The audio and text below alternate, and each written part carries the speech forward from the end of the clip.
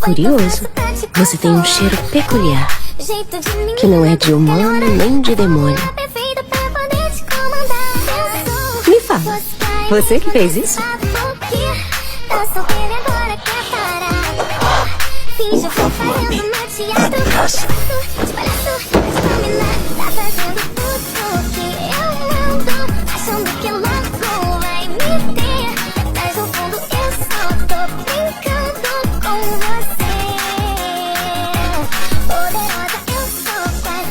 Você é humano.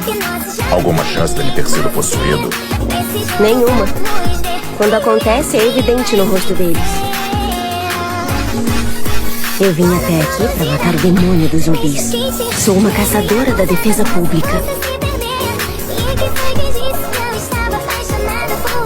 Vou te dar duas opções.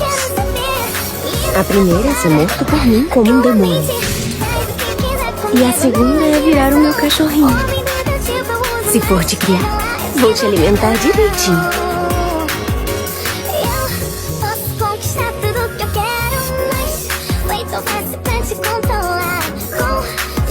Vai me alimentar.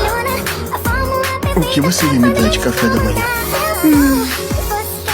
Acho que uma fatia de pão com manteiga ou geleia, uma salada e café e depois uma sobremesa. Talvez.